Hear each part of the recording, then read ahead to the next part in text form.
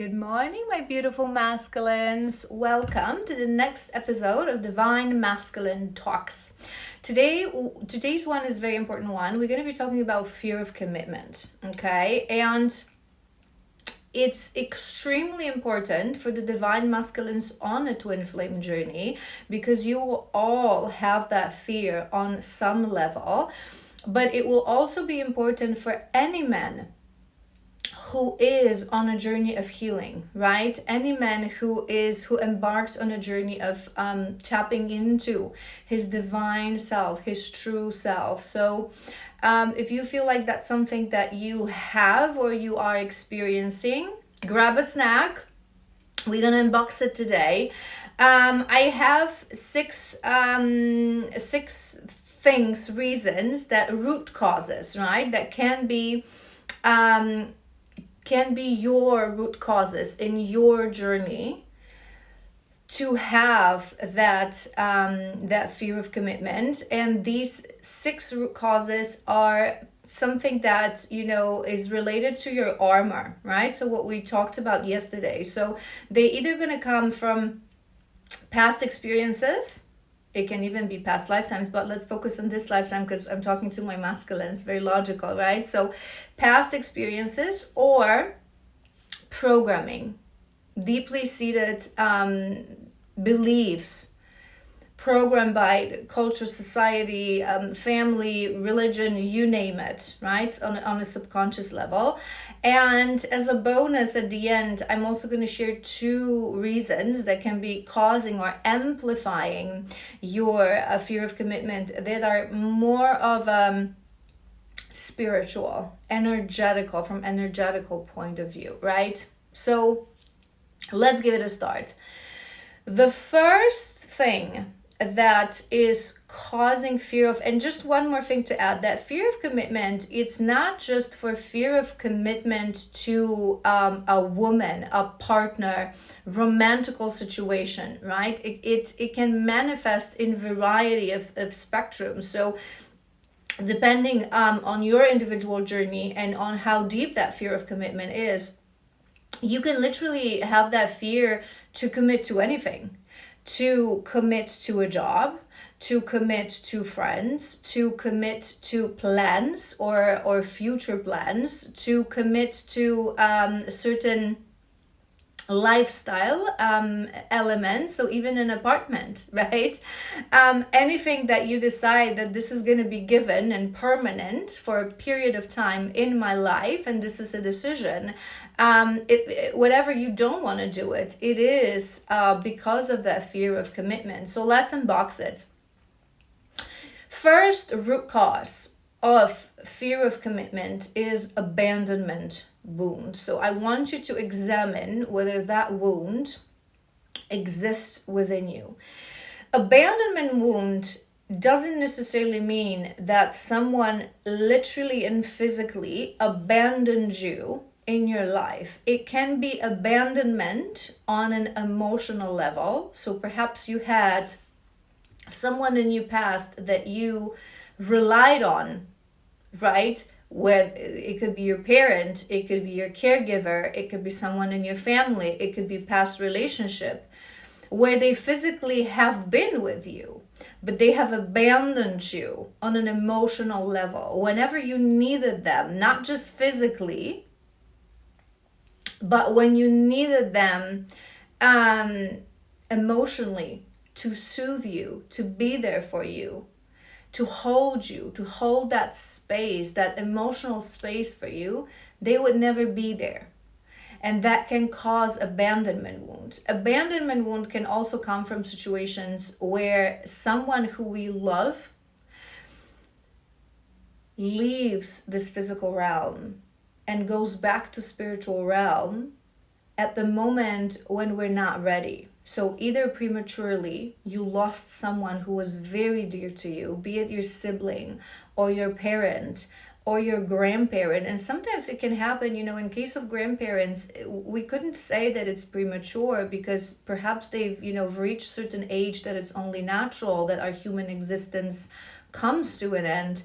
But for you, you were maybe too young, you were not ready. They were dear to you. So you felt abandoned. When this person leaves, we feel abandoned.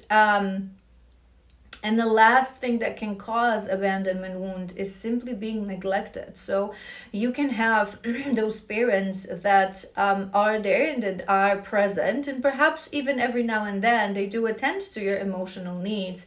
But at given periods of time, you don't feel chosen by them. They are neglecting you. So those can be parents that have to perhaps work a lot, that they're not present, that they periodically have to leave for extended periods of time, or they are there around, but they seem like, they're always busy. Confirmation. They're always preoccupied. They're always doing something different and something more important, which is not that easy to be explained to a child. So all these three things can really cause an abandonment wound. And from abandonment wound, another thing that can be a consequence of abandonment wound is avoidance. And my dear masculines, most of you, if not all, when we talk about divine journey, twin flame journey, when we talk about men, it is a very men thing to run more towards. It's not a rule, right? It's not a rule generically for men. Some go towards anxiety, some go towards avoidance. But on a divine journey, almost all beautiful divine masculines, you will suffer from avoidance on some level. And that avoidance, one of the things that causes avoidance is abandonment, right? And I like to describe this in abandonment and avoidance is sort of a thumb and a finger situation, right? So not all people who suffered from abandonment wound will have avoidance, but whoever has avoidance, it means they've suffered from abandonment. They have abandonment wound within them as well.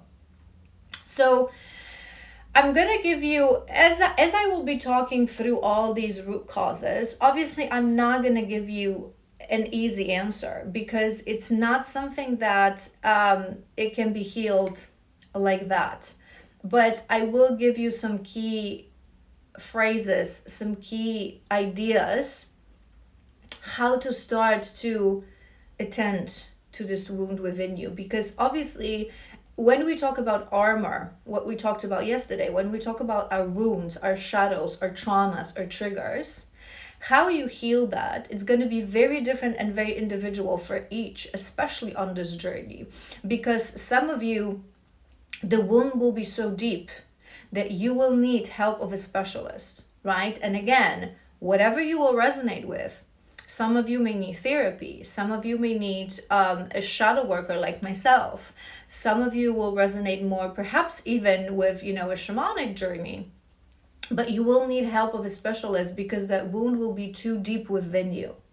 Whereas some of you, you will be able to address this maybe with a little guidance of, a mentor or a friend who has been through this, self-help tools, self-help books, few master classes, few courses. You will be able to unbox it on your own, right? The first most important thing, and I've mentioned this yesterday, is always recognition and acceptance. Because avoidance, for example, is a pattern.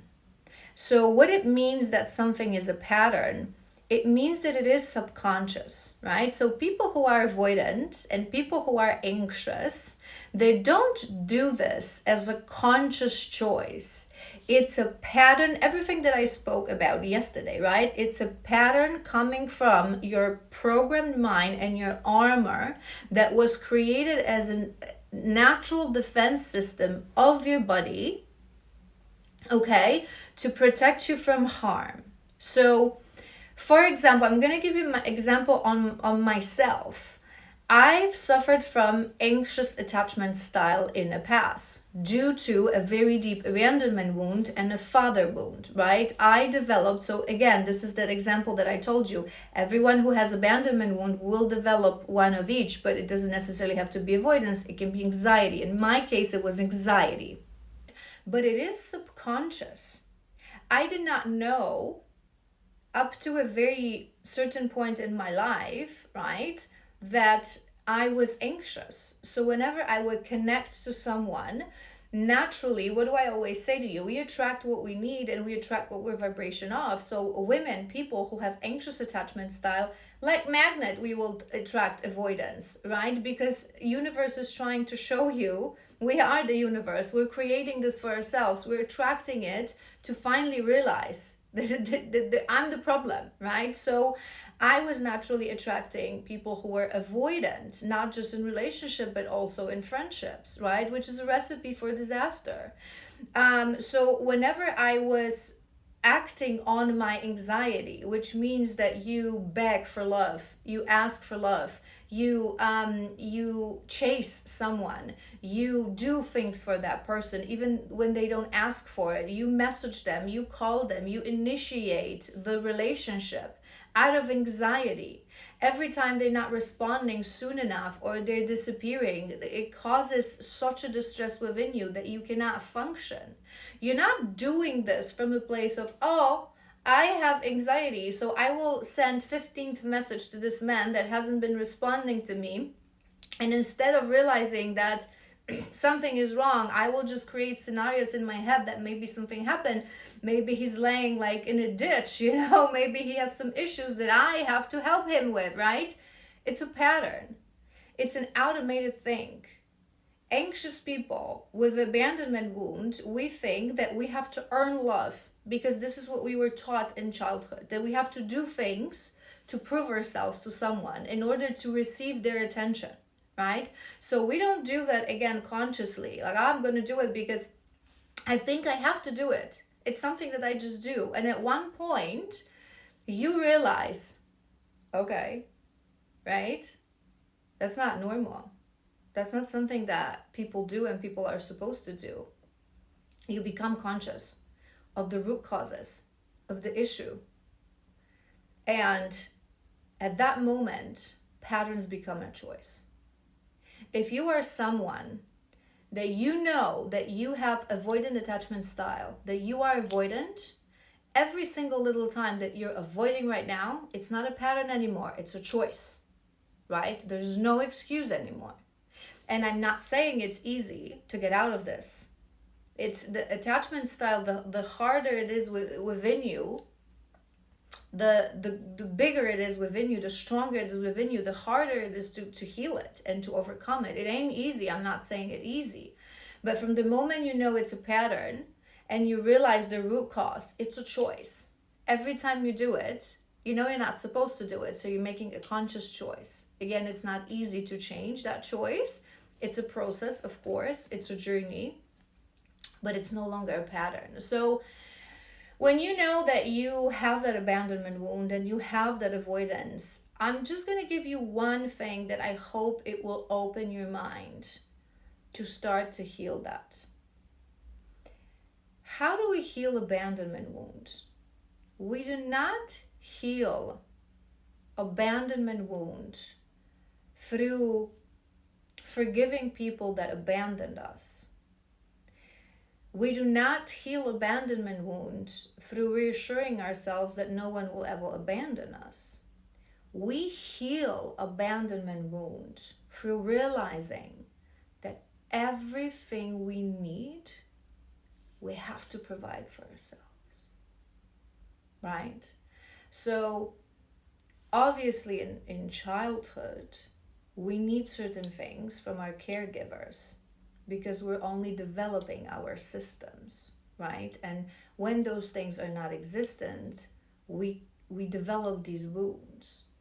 But as adults, as an adult human being, absolutely no one is responsible to staying by your side, to attending to your emotional needs, to giving you love, to making you happy. You have to give it to yourself. And I guarantee you have to know this and you have to understand this. It's very important. I guarantee you that if there's something within yourself that you are not able to alchemize on your own, You will never find it in another person. It will be only an illusion.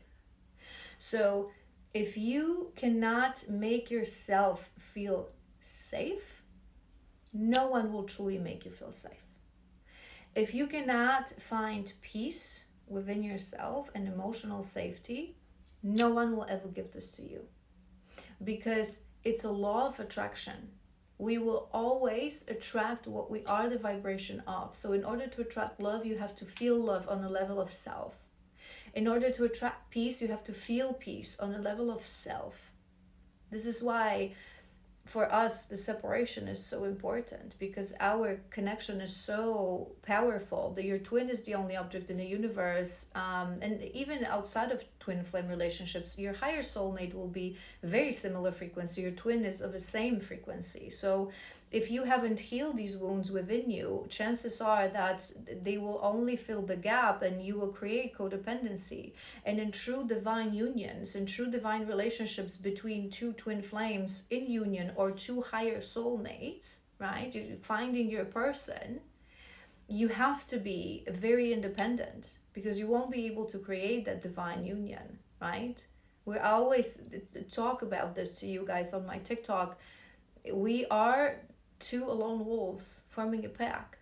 There's no place for codependency in a healthy relationship, right? So you have to start alchemizing it on your own, because the moment you start asking from something, love, attention from your partner, you're going to be putting too much pressure on them. And obviously in a healthy relationship, your partner should give you reassurance, should give you love, should give you emotional, safety, and be able to soothe you.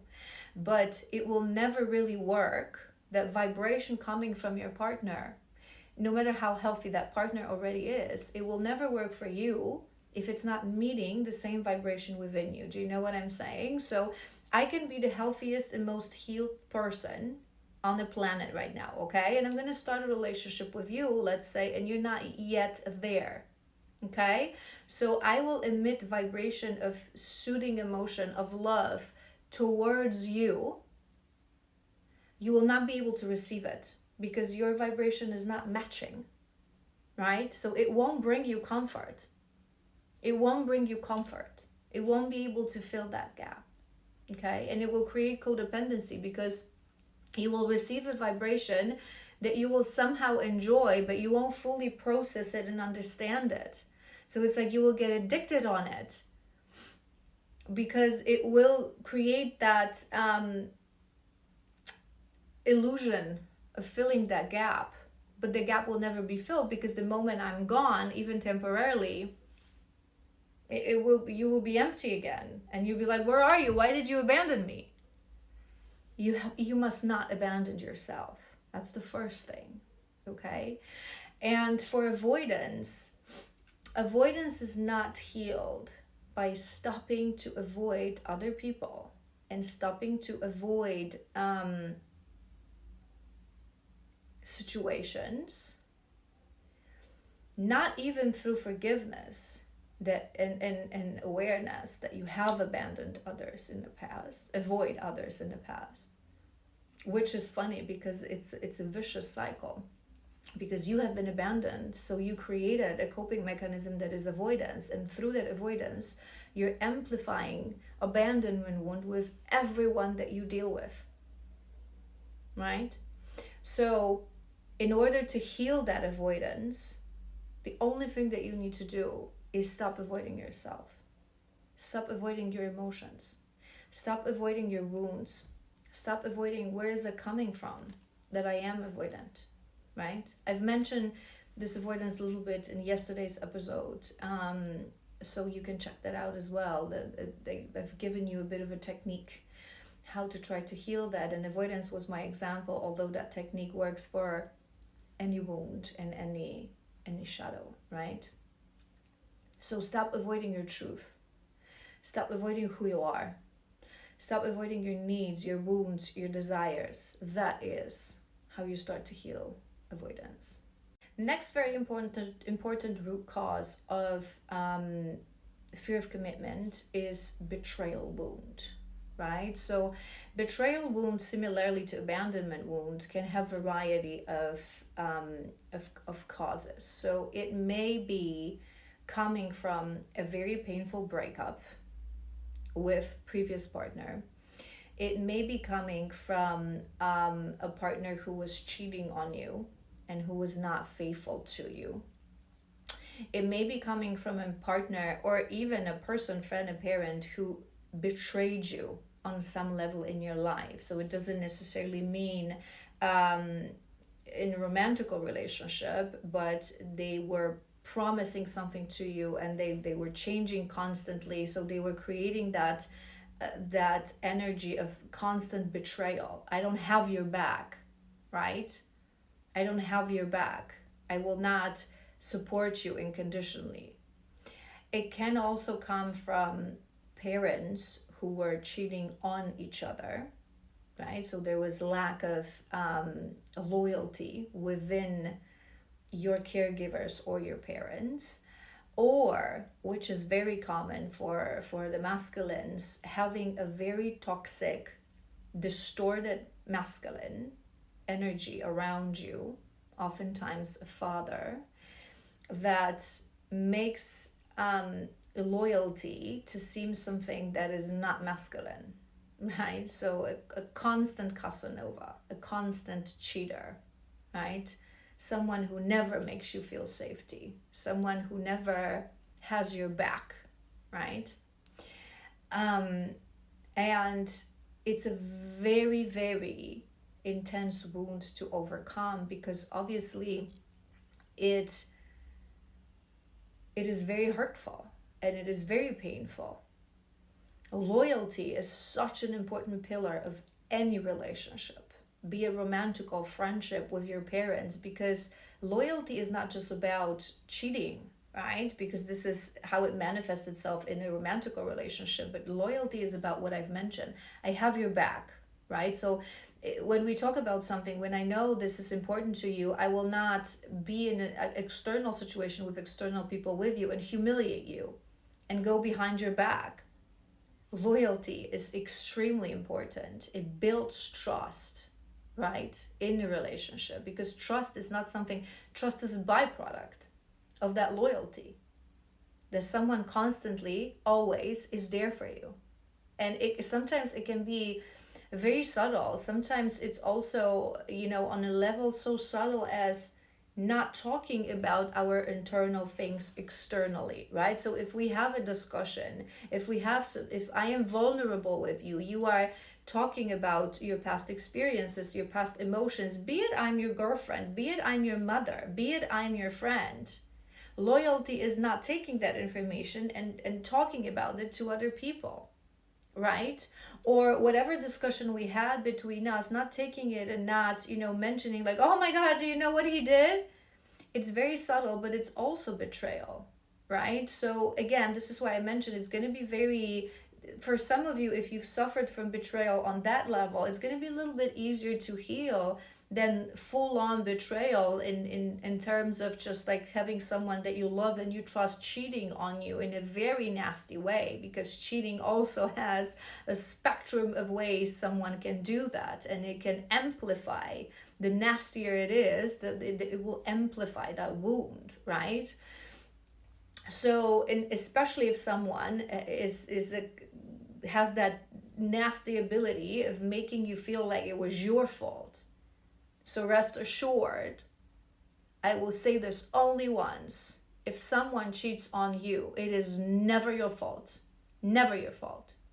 Only their fault. It is lack of integrity. Because a person who has integrity leaves a relationship. So if you ever thought that you were cheated on and it was your fault because you weren't there, because you weren't enough, it is them. They literally lack basic values and basic integrity, because you are supposed to leave a relationship when you're not happy, not blame your partner for you having to cheat. Okay, so if that is something that you've suffered from, it's going to create a very, very big betrayal wound, right? And it's really difficult to deal with that, because how would you, willingly and joyfully enter another commitment if that happened to you? You obviously fear commitment. And betrayal wound, I'm just going to mention again, it's difficult to heal and it's a process, but I'm going to mention two things for you. It will live on a level of the heart, right? Because your heart was broken. Your heart is something that you need to heal. I'm going to make another different episode about locked heart and healing your heart space for the masculines, because it's so important. It's such an important topic for our divine masculines, because we live in the world that is ruled, I always talk about this, wounded, distorted masculine patriarchy, and it wants us all to lock our heart away, right? Especially the masculines. And this is why you don't have coping mechanisms to deal with heartbreak, to deal with everything that happens on a level of the heart, and you oftentimes just lock out your heart completely. So again, we're gonna create a completely different episode about this, but the betrayal wound, and causing a fear of commitment, it lives on the level of the heart, right? So it's something you have to heal on the level of the heart, but also oftentimes it's understanding. And I know that for some it's very difficult and harsh to hear, but remember what I said about myself. When it comes to anxiety, I admitted to myself that I know today that I was anxious. And I know today that because of that, I myself attracted people who amplified that wound to my life. Not to self-sabotage and hurt myself, but subconsciously to show this to myself, to make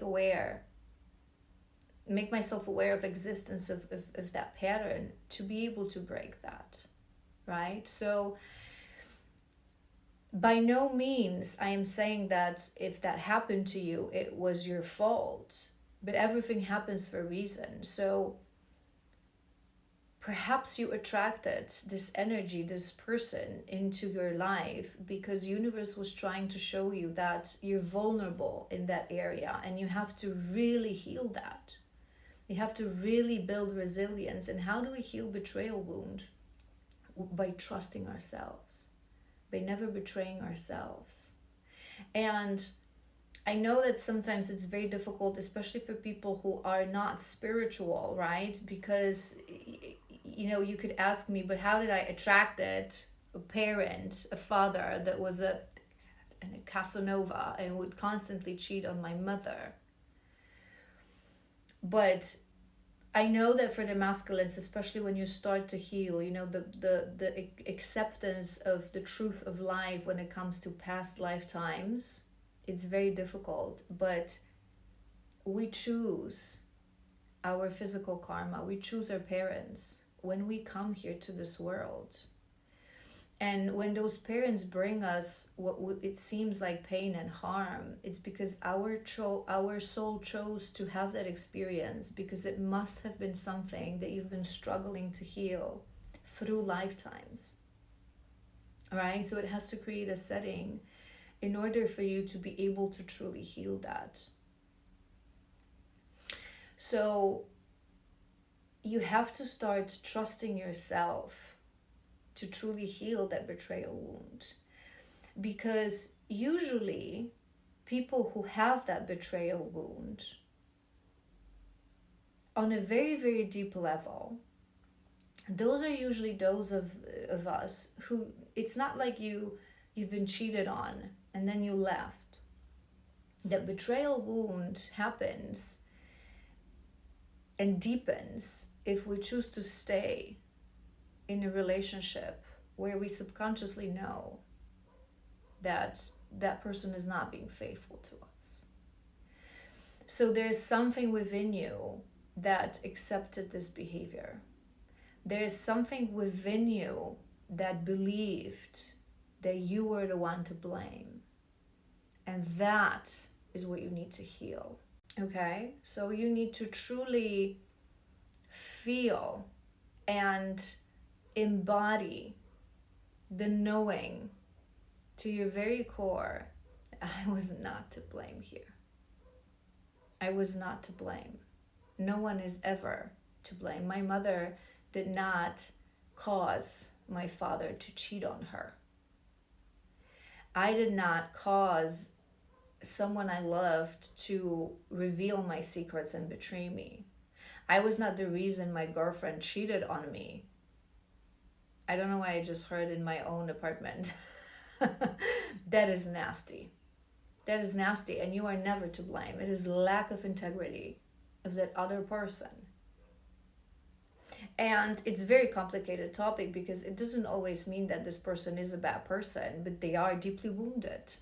They are deeply wounded. And at any moment that they tell you this is your fault, they are projecting because they are too weak to accept that this is at that moment of time, that this is actually my fault, that it's something I fucked up, right? So build that trust with yourself, build that loyalty with yourself. Accept that this wasn't your fault. Accept that it's not just something that happens and is a consequence of something. It's lack of integrity. Because unfortunately, it happens just like with any wounds. A victim becomes a perpetrator. In order to be a victim, you know, I always say this, right? Victim creates a victim, right? So oftentimes we go through something, and one of the coping mechanisms is to normalize that. And we go ahead and do it to the other people. We don't know any better. So starting to understand what is right and what is wrong helps. So really, really, really understand it's never your fault when you're cheated on. It's never your fault when you're betrayed.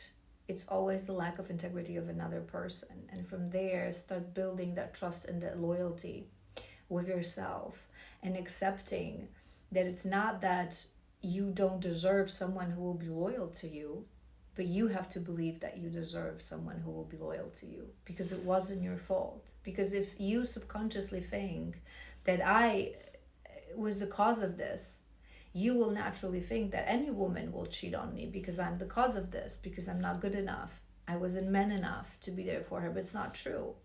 It was that other woman. Once you find someone that you're aligned with, it is your soul connection, your twin soul, your soulmate, and you're both healed, so you can create that divine union. That topic is not even on the table. Loyalty is the top pillar of those relationships, right? Next root cause that I want to talk to you about is control issue. And control issue has two sides of the coin, like anything, right? So it can mean that you do not want to be control, which is causing fear of commitment, or that you want to be the one who controls the whole situation. So if you want to be the one who controls, you have control issues, you have to be in control of everything, naturally you're gonna fear committing to anyone, because when you are on your own in life, you control your environment, you control your life, you choose situations you put yourself in and people that you surround yourself in. Once you merge your life with someone in a committed relationship, the whole part of their life, it's something that is out of your control. How they're going to love you, how they're going to react towards you, it's out of your control, right? So if you, again, it goes back to that self-trust. If you don't trust in yourself to be able to have a mature relationship and choose the right person for yourself, you're going to create that false sensation of control by simply refusing to be in any relationship, right? Now, that fear of losing control is a bit more complex, because that fear of losing control is related to fear of losing your freedom. And if that's something that you feel that, resonates with you, you may want to watch the yesterday's or the first episode that I've done, because it was about manipulation.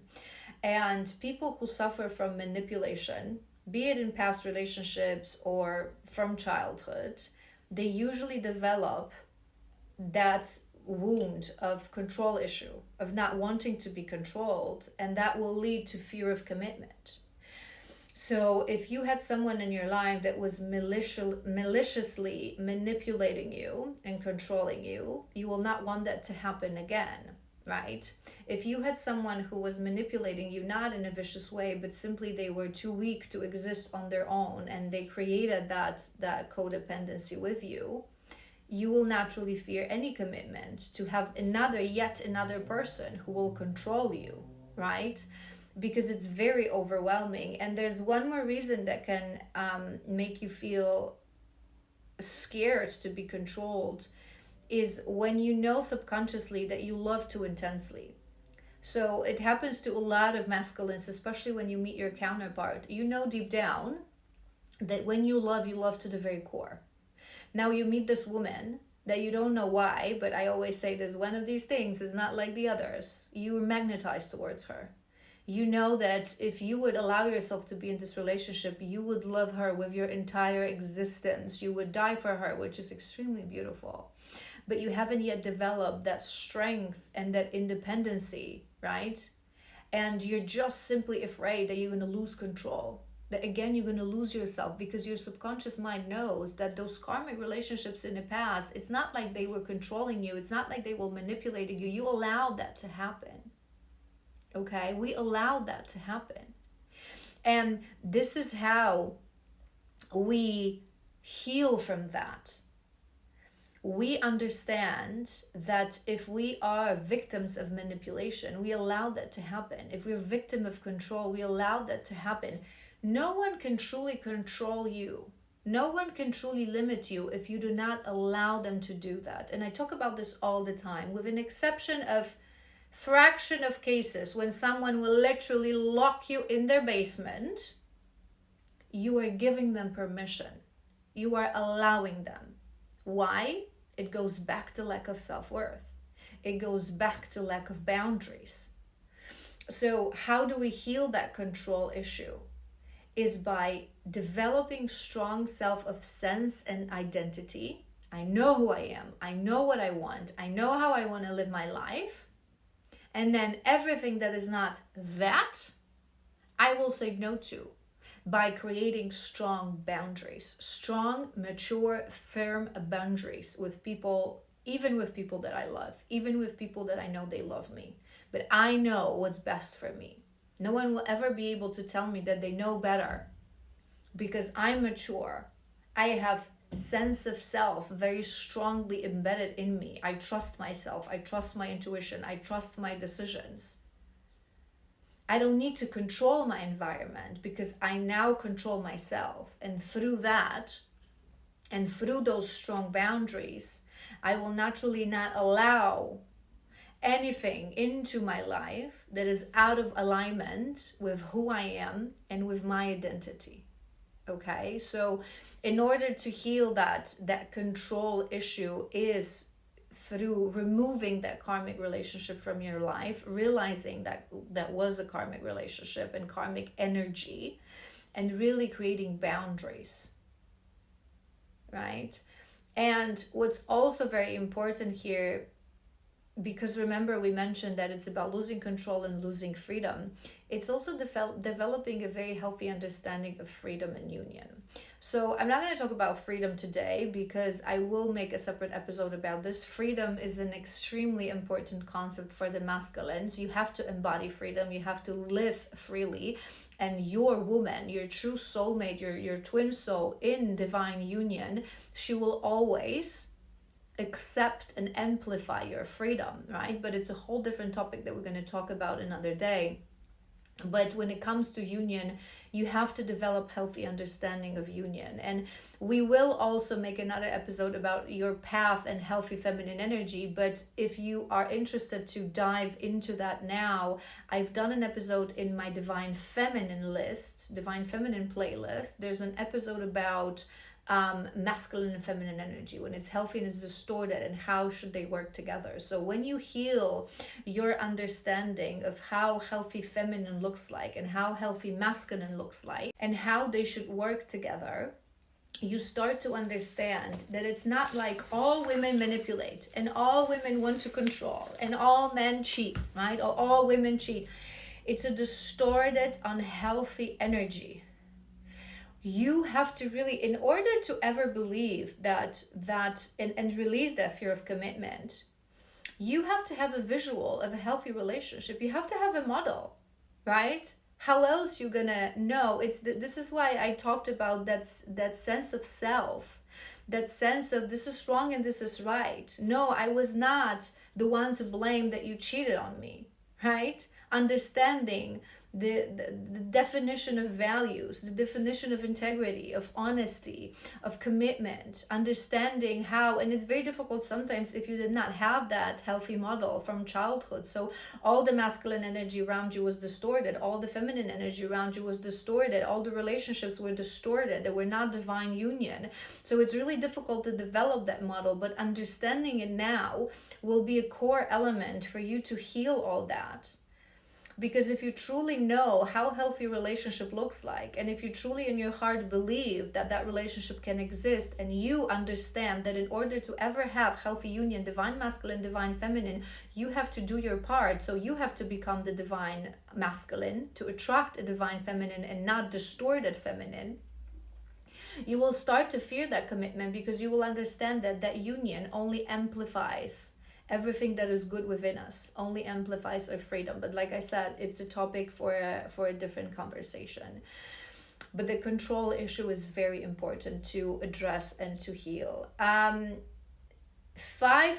number five is the lack mentality, right? So one of the reasons the masculines you fear commitment is that because you don't feel you're good enough, right? You have issues with self-worth, you have insecurities, you think that certain things will be expected of you and you will not be able to meet these expectations. And again, where it comes from, it's very individual. It may come from childhood. Again, it may come from your caregivers or your past partners, past experiences that always made you feel small, always made you feel not good enough, that always made you feel like you have to do something to earn your value, right? That you have to that value is something that comes with external things, right? So you have to have good grades in school, that you have to obey, that you have to be smart, that you have to make good money, that you have to bring something to the table. This is how your value, and oftentimes it's a very difficult wound for the masculines because again, distorted masculine patriarchal energy makes us think that the value of a man comes with money and physical things, which is completely not true.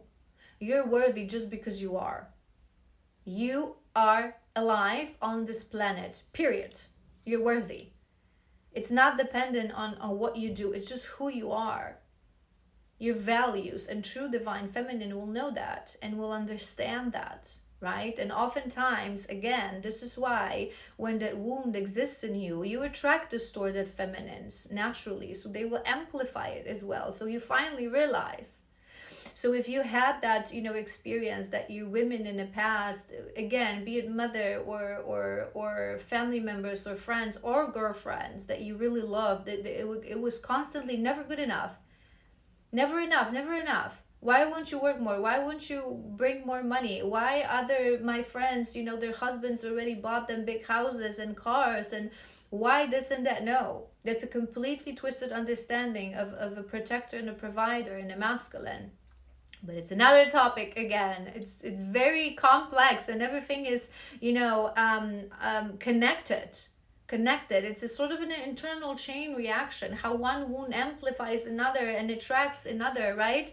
So I've divided these things for a reason to really break this down to you. But that lack mentalities, and it's often illuminated by your feminine, right? So your feminine will illuminate all your woundings, but that one especially, because divine masculines suffer from low self-esteem very often, and you feel like you're not good enough for this love. And if you go back to what I said, that you know that you love deeply, you know that this woman is not like anyone else, you know that if you allow yourself to be in a relationship with, you will completely lose yourself, okay? And you will love her to the very core. And you now think that the moment she realizes who I am, she will not love me. I will not be enough. I will not be good enough. And she will leave me. You naturally fear that she's going to destroy you. That she's going to break the whatever's left of your poor little heart. Right? So the fear, that avoidance, that fear of commitment is only natural. But again, it's not you. It's an armor, it's a wounding that you have to deal with, right? And you know what I always say to you, my beautiful masculines? Who told you you're not good enough? Someone told you that, because it ain't true. It ain't true. Whether your parents, whether friends in school when you were little, family members, bullies, ex-girlfriends, whoever that was. You know that saying that before you evaluate, your worth, make sure that you're not just surrounded by assholes. And that's exactly the case. You walk the path of karmic relationships. You walk the path of karmic relationships because as a masculine, you really have to break free, and you really have to understand that your value comes from within. Your value comes from your values, who you are as a soul. You don't have to do anything. And this is the beauty of true divine love, because you're feminine. Part of the role of the feminine is to embody unconditional love, and she will love you from day one. All of you. All of you. You don't have to do anything. You can see that clearly through years of separation. Sometimes you ghost on us, you ignore us, you abandon us. You disappear for years on end with no signs from you. We love you every day because it's unconditional love. You don't have to do anything. You don't have to do anything. You don't even have to be here for us. We love you. Okay? Now, once we heal, we understand that loving someone and allowing them into our life are two different things. So you have to step into your masculine power to be able to create that union with your divine masculine. And I spoke about this, right? But that love, it will be unconditional. It will never go away. It will never fade away, right? So obviously, how do we heal that mentality? Through self-love, through self-compassion, through understanding, where did it come from? Who told me I'm not good enough? It's not true. They were just projections of their own wounds. Okay? Love yourself. Understand everything that I just said. And again, it's a process, it's a journey, but that's the only way how you're going to remove that lack mentality. And now the last one, number 6, before we move to those two final ones that will be on a level of energy, but the last one is a fear of change, right? Fear of change. So fear of change can create very strong fear of commitment, because and it has two sides. Again, that coin has two sides. One will be more healthy, the other one is a little bit more distorted. So let's start from the distorted one, shall we?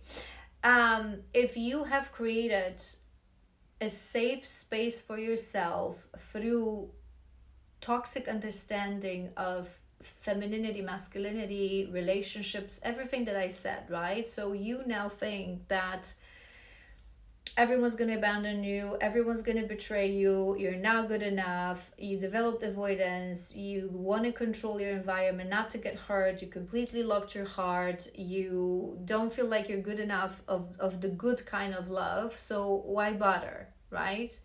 And you're going to start living in that very shallow, distorted masculine place that, you will just engage in very shallow relationships that are only existing on a level of physicality, one night stands, friends with benefits, Casanova kind of energy, trying to fill the gaps of self-worth and need for love with breadcrumbs. Okay? And it's something that we get used to. And it's very scary. I'm gonna give you an example because it's funny, and it's very visible on any level of our life. When we live certain lifestyle, right? Let's say you have a certain car, right? So I have a Fiat 500 and I love my Fiat. I would not change it for the world, right? But let's say you have like a small affordable car, and someone suddenly is offering you the newest, most expensive, exquisite, custom-made version of a Ferrari. It seems like a dream come true, right? It's like, oh my God, I'm gonna get it free. I'm gonna get so excited. Ah, right? But when it's actually here in front of your house and you get the keys, you're like, how? I don't even want to get in. What if I break it, right? What if I'm going to wreck it? What if I'm going to ruin this opportunity, right? And it would seem that whenever we are put in front of a new opportunity, a new life, a new cycle, a new identity that is theoretically better than what we're at, that we're going to just run to it with excitement.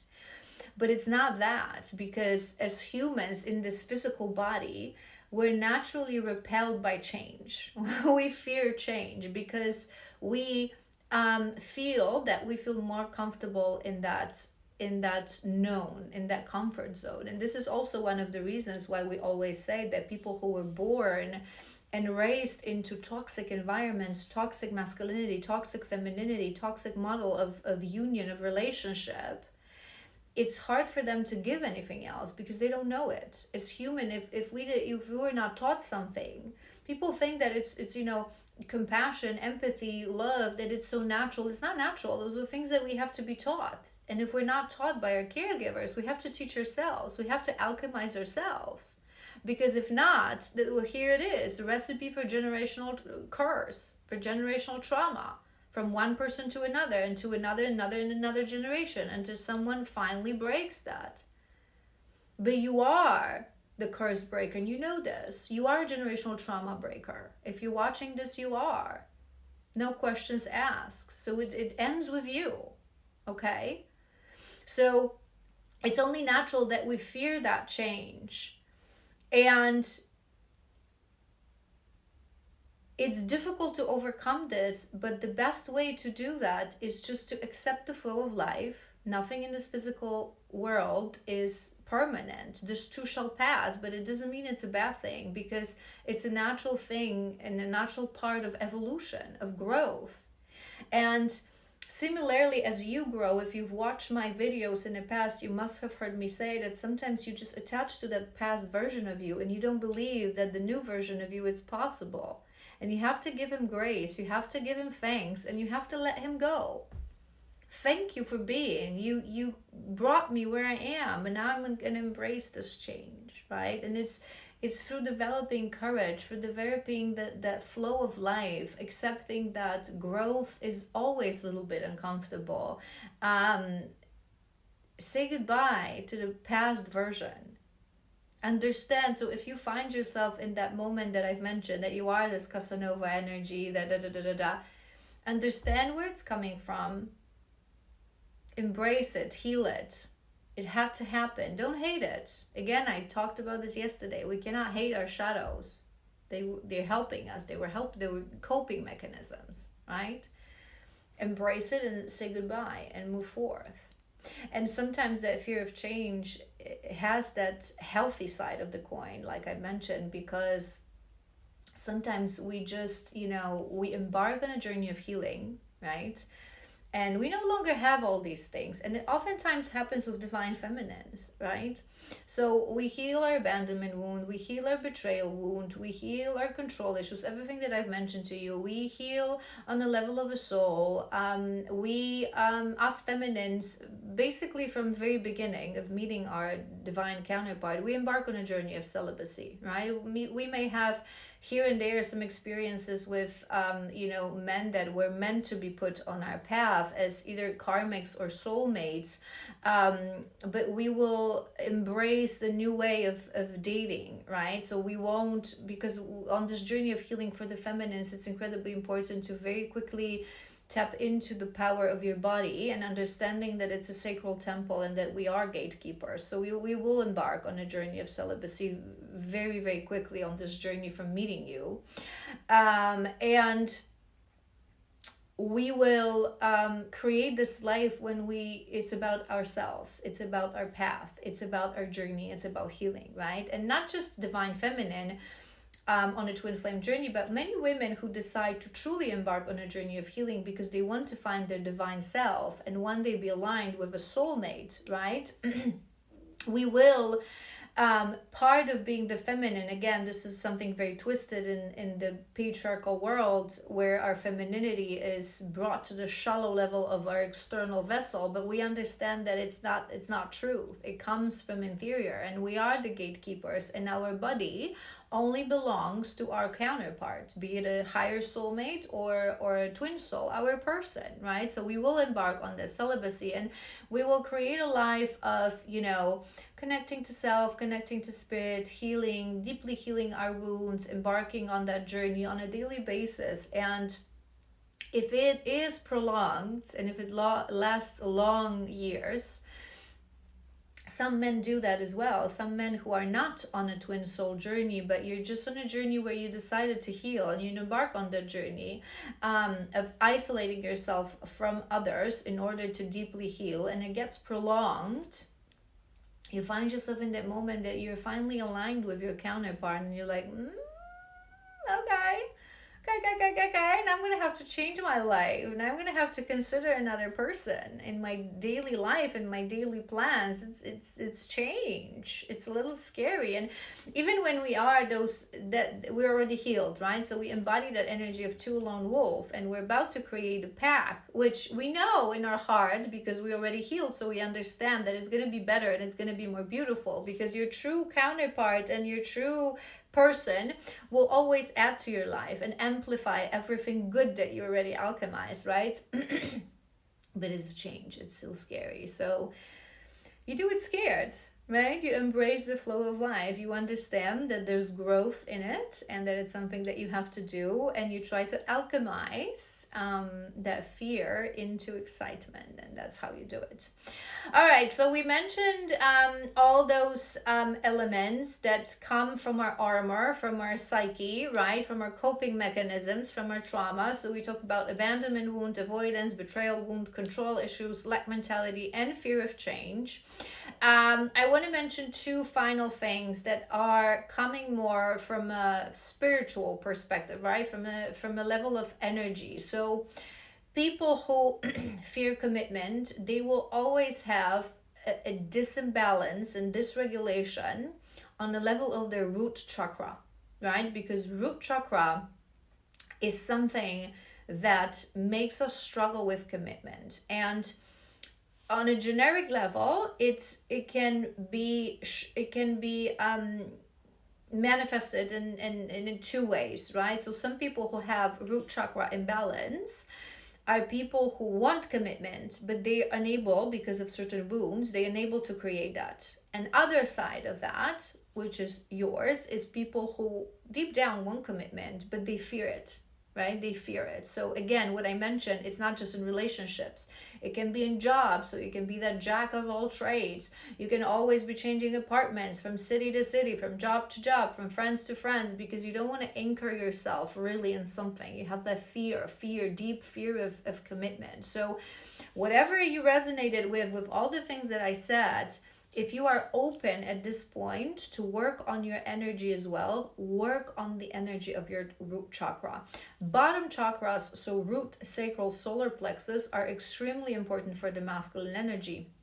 And if you go ahead and watch that episode that I've done and I've mentioned for the feminines about masculine and feminine energy, both distorted and divine, there's a part of that episode when I explain this, the why, right? But because they tie us to our physical existence, these chakras, and you are the ruler of the physical existence. This is your dominion. So they're very vulnerable to any kind of disimbalance for the masculine. So you have to keep them at bay, right? So there's going to be a variety of ways how you can work with that chakra. Again, if you're ready, if you feel called, if you feel guided, if it resonates with you, you can go to a Reiki healer, or a shamanic healer and work on that.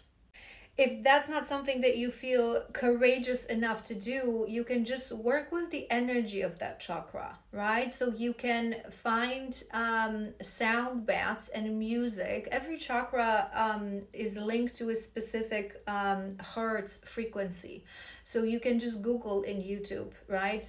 Music to sounds to heal root chakra.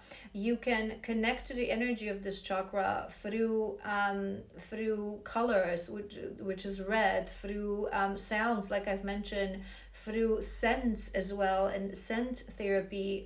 You can literally surround. Sometimes it sounds silly, but it's all its energy, right? So you can just surround yourself with that sound and with that color. Wearing red, eating red, surrounding us, burning a bit of a red candle, right? So that root chakra is extremely important for the masculines, because it's not just a commitment and rooting yourself. Commitment is a base of masculine, right? Commitment, but it's also a proper understanding of abundance, attracting abundance. So if you struggle with finances, and most distorted masculines do, you have to truly understand and embody the real meaning of abundance, which is, it's not an objective in itself. It's a byproduct of you following your path and you following your passion. You attract what you are. If you're coming from a place of lack and wanting money, you will never attract it, right? So it's also something that sits in the root chakra. And the second element that I wanted to mention that comes from a spirituality, whether you want to accept it or not, if you have fear of commitment, it means that you are sitting in your feminine energy. We all have feminine and masculine within. Part of the journey of healing is healing both of these energies within us, then teaching them to work together, which is called inner union. And then we all will choose one energy. Naturally, you will resonate with one of these energy to lead with. So if we say that you are divine masculine, it means that you have healed your feminine and masculine within. You have achieved inner yin yang, inner balance, inner union, and now you can lead with your masculine. Similarly to feminists, we're going to lead with our feminine. Okay? 95% of chances, and I don't care what anyone says, it is not 100%, but 90% of chances it will be aligned with your physical body. Because as a soul, we choose our body and we have a preference what energy we like to lead as a soul. And female body, due to its physicality, okay, it allows you to truly lead with that energy. Okay, the biology of our body, the chemistry of our body, if it's feminine, it allows to flourish. That energy, the feminine energy, is allowed to flourish, and vice versa for the masculines, right? So yes, obviously we know that there are exceptions to that, and it's a whole different topic again, but for most part that's how it works. So if you are afraid of commitment, it means that you are sitting in your feminine energy, because true masculine, feminine is non-committal, right? We are chaos. We're always connected to God, and it is a masculine who anchors us in that physical world, right? And